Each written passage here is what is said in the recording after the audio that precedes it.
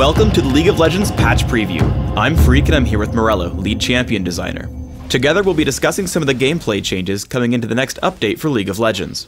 While this video does not cover every single change, it will explain the thought process behind some of our decisions. Our more support-oriented tanks tend to get blown up in teamfights without a lot of focus from the enemy team. In this update, we're giving magic resist per level to Alistar, Amumu, Leona, Nunu, and Taric. Why these champions and why this buff? Magic resist per level is really there to help people that are up in the front lines survive area of effect damage more effectively. The characters we've selected here are typically in the support tank kind of role, which means they're not getting as much gold as a solo lane, but still need the survivability to get the job done. This is a pretty simple change that should just help support tanks feel more like real tanks at later stages in the game. Master Yi has some pretty big problems with consistency, and it makes him either dominate a game or completely fall flat. Next update, Highlander's duration is going up at lower ranks.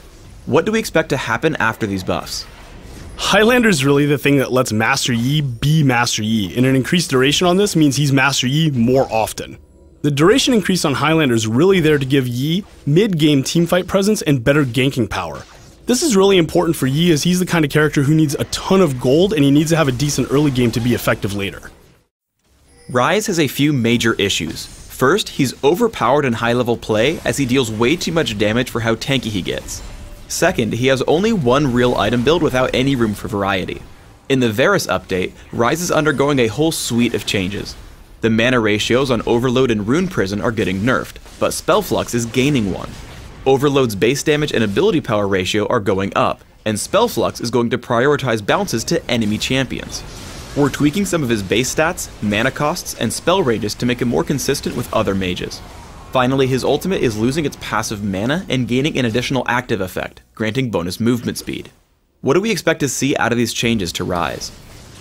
By lowering the mana to damage ratio on his spells and removing the passive mana from his ultimate, the tanky build is just going to do less damage. With him getting improved AP ratios and spell flux hitting champions more often, buying AP should be a much more attractive option if you want to do lots of damage. For example, instead of buying a Banshee's Veil, you could opt for more damage and a Rod of Ages, or you could upgrade your Tear of the Goddess into an Archangel Staff and actually get legitimate damage returns on it. The addition of movement speed to the ultimate gives Ryze more gameplay options. Since you can now choose to build Ryze either in the traditional tanky manner or a little bit more of a glass cannon, this movement speed lets the glass cannon build specifically kind of skirt at the edges of a fight and choose good opportunities of when to attack.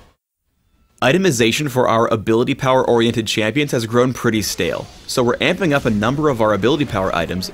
Deathfire Grasp is losing its mana regeneration and gaining more ability power. Morello's Evil Tome is replacing its blasting wand with Cage's Lucky Pick. Additionally, it's gaining an active effect that reduces the incoming healing on an enemy champion for a few seconds. Finally, the total cost for Will of the Ancients is going up. What do we hope to see out of all these changes? Increasing the ability power on Deathfire Grasp makes it really that all-in kind of nuker AP item it's supposed to be. Manaless champions can now look at Deathfire Grasp as a viable option since they're not wasting gold on mana regeneration. Since Morello's Evil Tome now builds out a Cage's Lucky Pick and contains all stats that support should find attractive, this is going to be a really interesting item for support players. The new Grievous Wounds active allows casters and supports to be able to deal with healing and sustain without having to choose Ignite. Item-based counters are a really good way for a team to look at the enemy team comp and go, wow, we really need to deal with this right now. And for all the Mundo and Swain players out there, this item does require an investment and you're not totally screwed. So we think it's going to be fine, but as always, we will keep an eye on this type of thing. Since Will of the Ancients was too cost efficient for the stats you were getting, we wanted to raise the cost as opposed to reduce the power. So you still get the cool item, you just have to pay what the item is worth now. The reason we touched all these items in the first place was to increase caster item diversity. Most games you just saw a Death Cap or a Will of the Ancients on almost every AP caster, and this should open up a lot more options for how you want to customize your AP mage play. Thanks for tuning in to the League of Legends patch preview. Please subscribe to the Riot Games YouTube channel above and leave us your comments just below the video.